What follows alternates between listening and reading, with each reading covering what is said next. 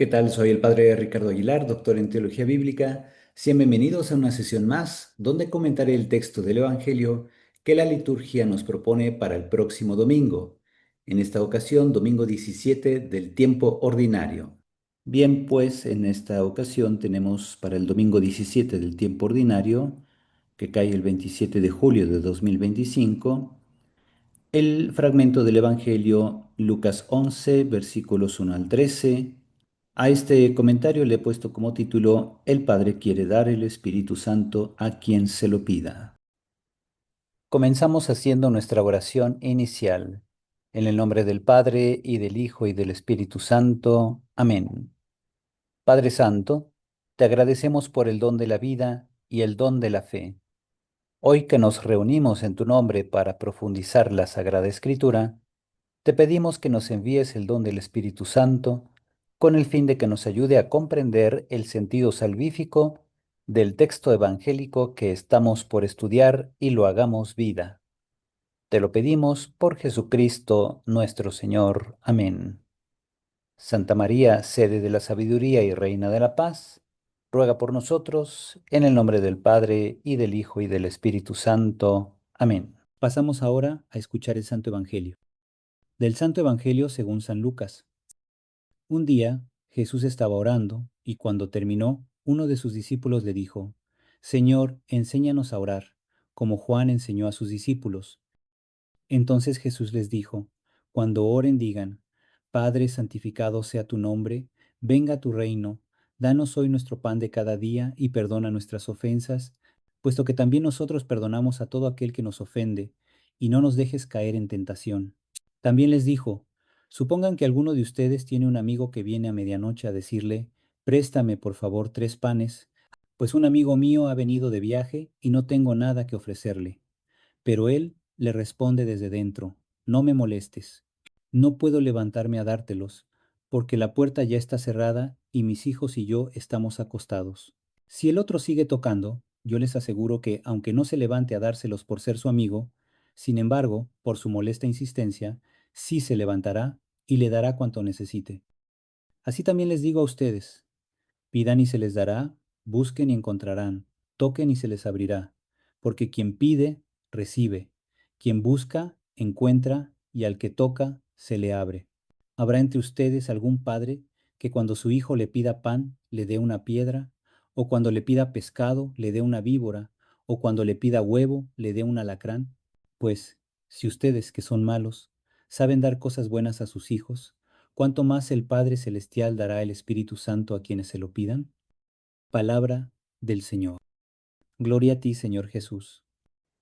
Si les gusta este tipo de contenido, denle like al video, suscríbanse al canal y activen la campanita de notificaciones para que YouTube les mande un aviso cada vez que yo suba un nuevo comentario a la palabra de Dios. Y ahora sí vamos a continuar.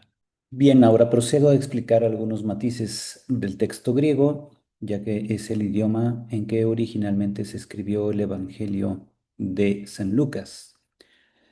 El versículo 1 de este capítulo 11 tiene una particularidad. Ahí leemos que los discípulos de Jesús tienen conocimiento de que Juan el Bautista enseñó a orar a sus propios discípulos y piden a Jesús que él también les enseñe a hacer oración. Didaxon gemas proseugestai, kathos kai Ioannes didaxen tus macetas autu, que significa literalmente: enséñanos a orar, así como también Juan enseñaba a sus discípulos. Es interesante ver entonces cómo los discípulos de Jesús tienen un gran conocimiento del movimiento de Juan. Se sorprenden de que Juan enseñe a orar a sus discípulos y esperan lo mismo de Jesús. Desde la información con que contamos sobre el movimiento del Bautista, sabemos que era una agrupación que tenía una expectativa escatológica, con ciertos rasgos apocalípticos, pero sin estar plenamente integrado en la apocalíptica judía clásica. El Bautista proclamaba un juicio inminente sobre Israel, expresado a través de imágenes como el castigo de fuego, del cual los israelitas solo podían escapar mediante una conversión sincera, una reforma de vida y la recepción de un bautismo único administrado por él. Dicho movimiento no constituía un judaísmo alternativo o disidente respecto al templo en términos institucionales. Si bien había una crítica implícita a las instituciones templarias, su actitud hacia el templo no era de abierta oposición ni proponía fundar una nueva comunidad sectaria al estilo del grupo esenio de Qumran. De hecho, su aparente indiferencia al templo indica que no pretendían crear un nuevo Israel sociológicamente visible. Cuando Jesús les enseña a orar, les enseña el Padre Nuestro en la versión lucana, que es más corta que la versión de Mateo. La oración comienza con el vocativo pater, que significa padre. Remite al arameo abba, también usado en Marcos 14:36, y en la literatura paulina, Romanos 8:15 y Gálatas 4:6. Era la expresión típica con que se dirigían al progenitor tanto el niño pequeño como el hijo adulto respecto del padre anciano. Sea santificado, cuando dicen hagiasceto, sea santificado, esta expresión es en griego un verbo en modo imperativo auristo, voz pasiva. El verbo pasivo introduce a Dios como sujeto sin nombrarlo. En el análisis se le llama pasivo divino o teológico porque es Dios el actuante de este verbo.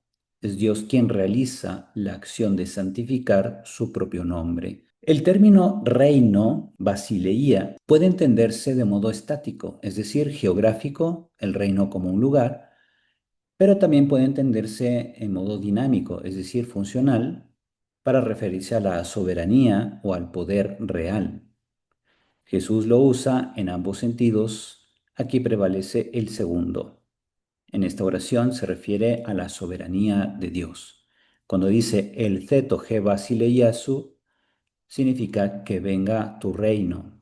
En el versículo 3, el para mañana, kadgemeran. Ya Orígenes escribía el término epiusios, no lo cita ningún escritor griego ni filósofo alguno y tampoco lo emplea la lengua popular. Parece haber sido acuñado por los evangelistas. Filológicamente se puede explicar el participio a partir del verbo epienai, venir a, con gemera, implícito para el día siguiente. Es decir, pan para el día que viene, es decir, para mañana. Es la misma lectura recordada por San Jerónimo en el Evangelio llamado, según los hebreos, en lugar de pan supersustancial, hemos encontrado mahar, que significa de mañana. Así, el sentido es, nuestro pan de mañana, es decir, el pan futuro, dánoslo hoy.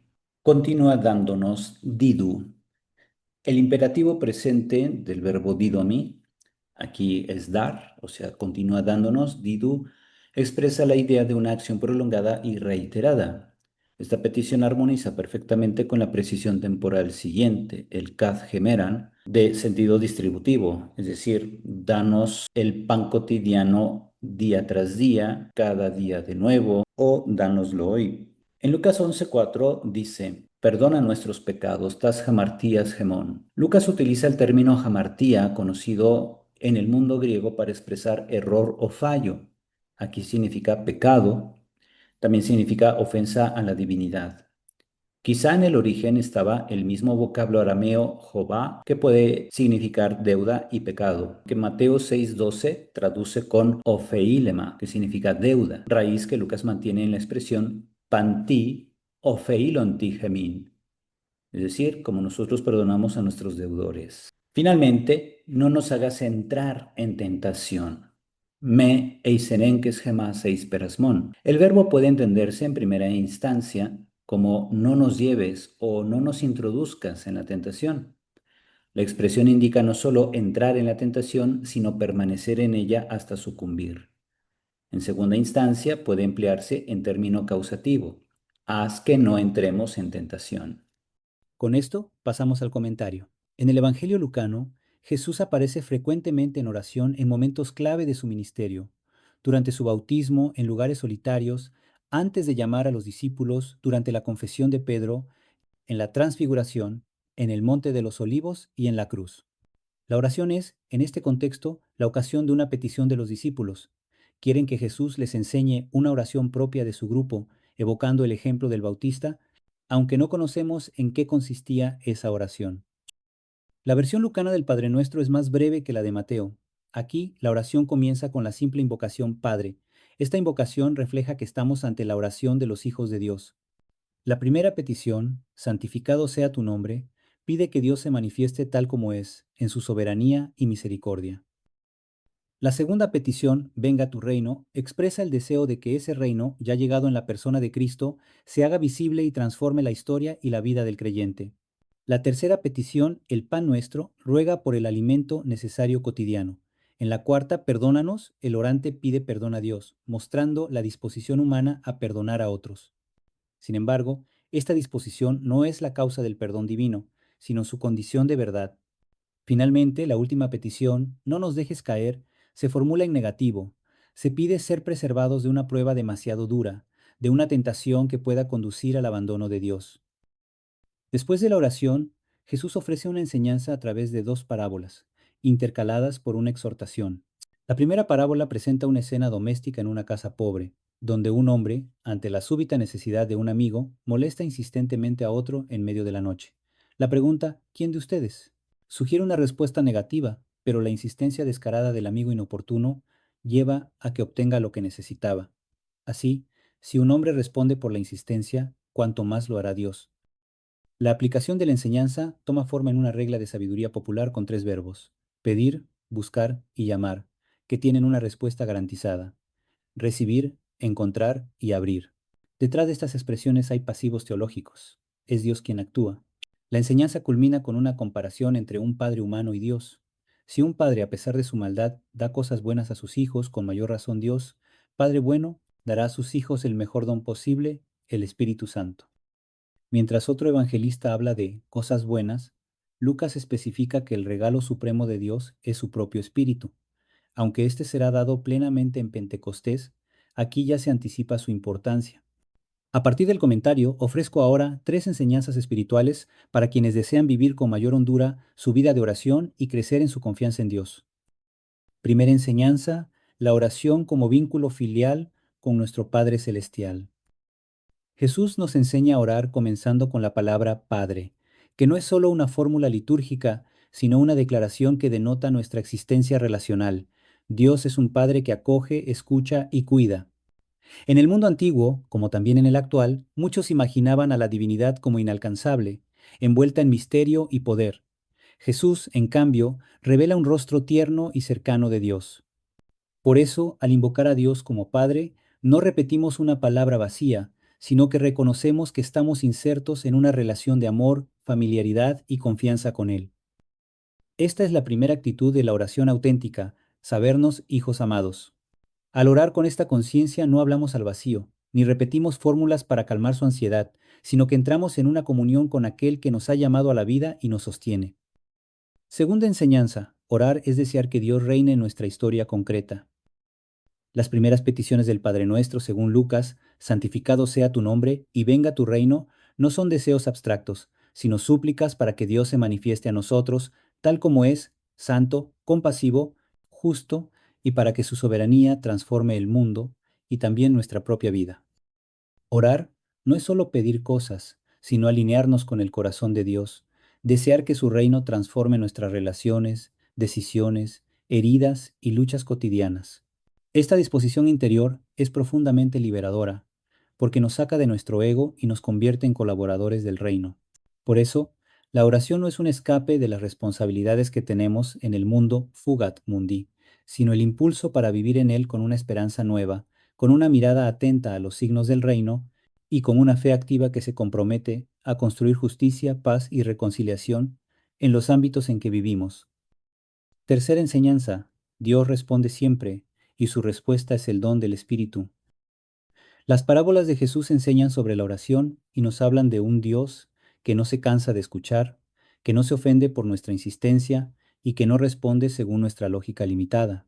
Más bien, nos muestran un Dios que nos atiende desde su sabiduría amorosa.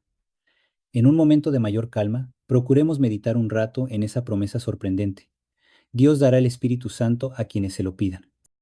El Espíritu no es una fuerza etérea, Es el amor de Dios derramado en nosotros, que nos fortalece en la prueba, nos consuela en el dolor y nos capacita para perdonar, construir puentes entre las personas y darles esperanza. Por eso, incluso cuando no recibimos lo que pedimos, podemos tener la certeza de que Dios nos prepara algo más profundo. Su presencia viva en nuestro interior. Aprender a reconocer este don es una de las tareas más bellas y exigentes de la vida espiritual. Así, la oración cristiana es una escuela de filiación, de deseo transformado y de apertura al Espíritu. Orar como Jesús nos enseñó no es repetir palabras, sino dejarnos configurar por una relación viva con el Padre, con una confianza creciente en su providencia y una apertura sincera a su acción en nosotros y en el mundo. De este modo, nuestra vida se va transformando en oración, y ésta se convierte en camino de conversión permanente, de comunión y misión. Y ahora concluimos con la oración final. Padre Dios, que proteges a los que en ti confían, reconocemos que sin ti nada es fuerte ni santo. Míranos con misericordia, y así, bajo tu dirección, emplearemos los bienes pasajeros de tal modo que nuestro corazón esté puesto en los bienes eternos. Por nuestro Señor Jesucristo, tu Hijo, que vive y reina contigo en la unidad del Espíritu Santo, y es Dios por los siglos de los siglos. Amén.